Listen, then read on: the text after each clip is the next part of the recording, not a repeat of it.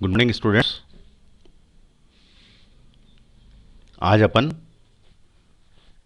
To particle system and reduced mass के बारे में बात करेंगे, यानी कि द्विकण तंत्र एवं समानित द्रव्यमान। समानित द्रव्यमान मतलब रिड्यूस मास।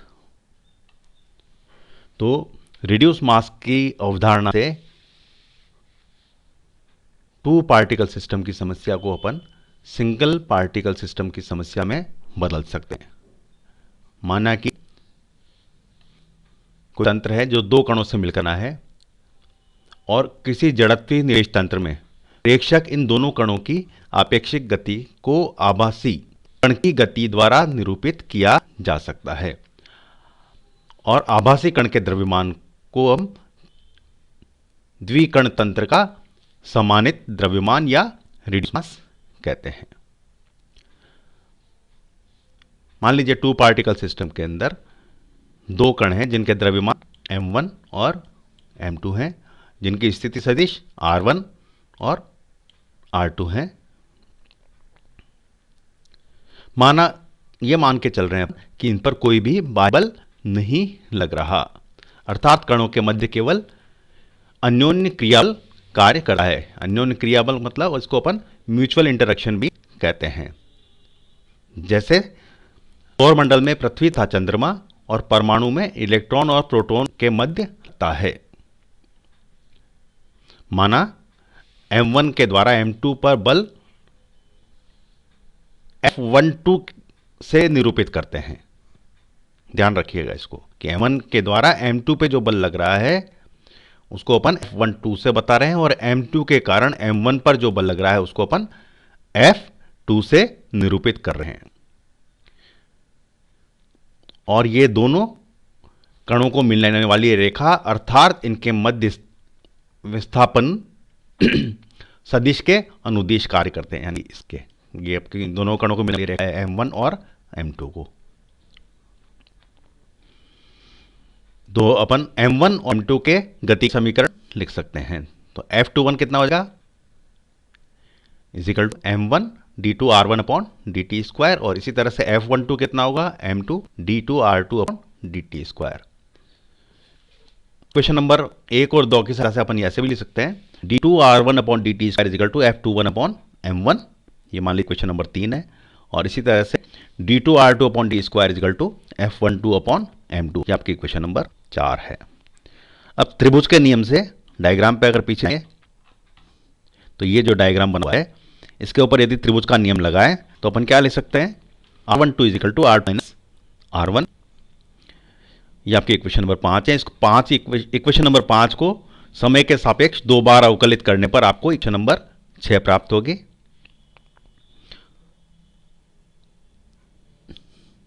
और समीकरण 3 और 4 से समीकरण 6 में रखने पर अपन को क्या मिलेगा d2 r12 upon dt square is equal to F12 upon m2 minus F21 upon m, ये आपकी इक्वेशन नंबर 7 आ गई।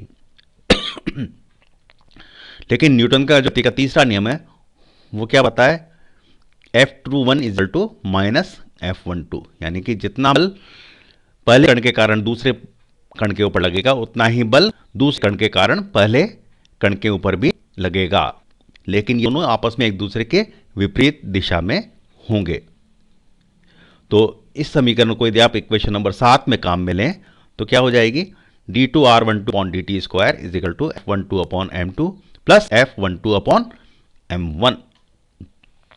तो फाइनली क्या आ गया d2 r12 upon dt square is equal to F12 to m1 plus m2 upon m1 plus दोबारा repeat करता हूं d2 r12 upon dt square is equal to F12 into m1 plus m2 upon m1 m2। आपके पास ये equation प्राप्त हो गई। मैं आपको इस एक एक स्टेप बताता जा रहा हूं। तो F12 इज इक्वल टू कितना हो जाएगा m1 m2 upon m1 plus m2 d2 r12 upon dt square, या F12 is equal to mu times d2 r12 upon dt square. यहां पर म्यू इज इक्वल टू कितना है m1 m2 upon m1 plus m2। ये to particle system का समानित द्रव्यमान कहलाता है, यानी कि म्यू को अपन समानित द्रव्यमान या रिड्यूस मास कहते हैं। मान लीजिए आपकी क्वेश्चन नंबर 9 है और इससे पहले जो ये वाली इक्वेशन नंबर 8 थी।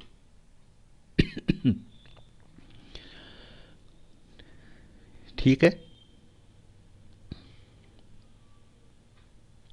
तो हम ये भी कह सकते हैं कि समीकरण 8 से प्रदर्शित होता है कि टू पार्टिकल सिस्टम में केवल पारस्परिक बलों के कारण कणों की आपेक्षिक गति किसी जड़त्वीय तंत्र के सापेक्ष उस कण की गति के तुल्य होती है जिसका द्रव्यमान दोनों कणों के समानित द्रव्यमान के बराबर होता है तथा जिस पर दोनों कणों के मध्य कोई अन्योन्य क्रिया बल के बराबर बल कार्य नहीं करता।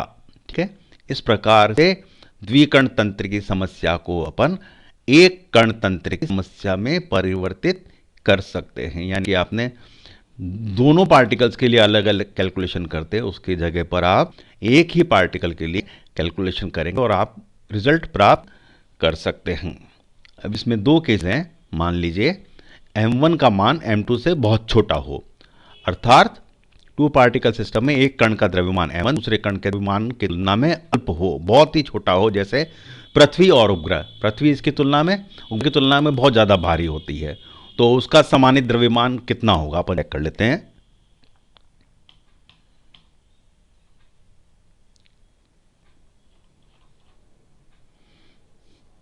m1 अपन ने m2 से बहुत छोटा माना है यहां पर। म्यूजिकल टू कितना होता है m1 m2 upon m1 plus m2। इसको अपन लिख सकते हैं m1 upon 1 plus m1 upon m2।